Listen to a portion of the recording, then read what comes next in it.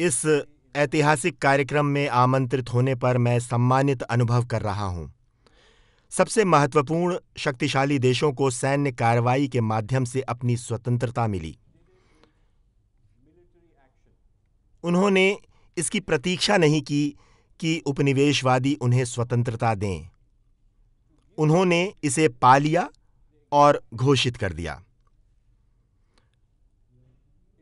उदाहरण के लिए, संयुक्त राज्य अमेरिका में स्वतंत्रता की घोषणा को स्वतंत्रता दिवस के रूप में मनाया जाता है, न कि जब अंग्रेजों ने जाने का निर्णय किया। ये कहता है कि आज इस दिन से हम स्वतंत्र हैं। इसने अंग्रेजों के साथ एक बड़ा युद्ध आरंभ किया और उनसे छुटकारा पाने में समय लगा। इस प्रकार 21 अक्टूबर 1943 को भारत की स्वतंत्रता की घोषणा माननी चाहिए। अंग्रेजों के आत्मसमर्पण करने और छोड़ने में कुछ और वर्ष लगे।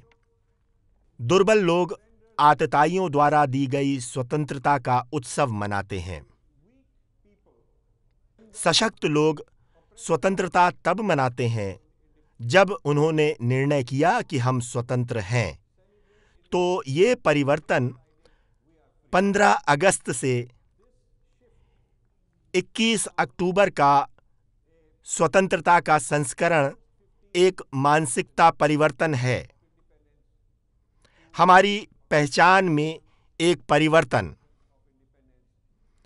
हम दोषपूर्ण ढंग से विश्वास करते थे कि अंग्रेजों ने हमें स्वतंत्रता दी और ये कि उन्होंने राष्ट्र बनाया। कई इतिहासकार और इतिहास की पुस्तकें ये विचार प्रचारित करती हैं कि जब तक अंग्रेजों ने भारत का निर्माण नहीं किया तब तक कोई भारत नहीं था। हम जिन बातों का सम्मान करते हैं, आनंदित होते और उत्सव मनाते हैं, उनके लिए धन्यवाद है। इसे परिवर्तित होना होगा। ये नई ऐतिहासिक खोज की नेताजी वो व्यक्ति हैं जिन्होंने वास्तव में स्वतंत्रता दिलाई और उनकी आज़ाद हिंद फौज अंग्रेज़ों को पराजित कर रही थी, नए ब्रिटिश अभिलेखागारों द्वारा प्रमाणित हुई है। वे द्वितीय विश्व युद्ध से लौटे भारतीय सेना के लोगों के विद्रोह से बहुत भयभीत थे।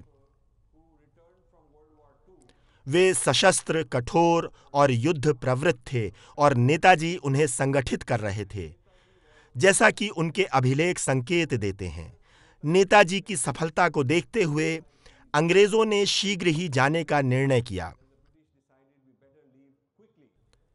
और अपने सम्मान को बचाते हुए इतिहास में ये पूर्ण परिवर्तन कि किसके माध्यम से और कैसे भारत को स्वतंत्रता मिली, जनरल बख्शी की पुस्तक में उल्लिखित है।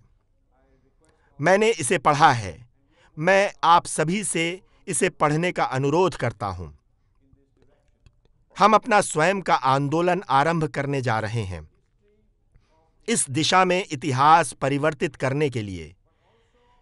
ये न केवल स्वतंत्रता का इतिहास है जिसे परिवर्तित करना है, अपितु ये भी कि किसने आईएनए और नेताजी के पूरे इतिहास को छिपाया और क्यों। नेताजी की संभावित हत्या में रूसियों की भूमिका क्या थी? क्या नेहरू ने सोवियत संघ के साथ गठजोड़ कर इसका मूल्य चुकाया? इतिहासकारों को ये सब ढूंढना चाहिए। मैं इस परियोजना को आरंभ करने को तत्पर हूं। जय हिंद।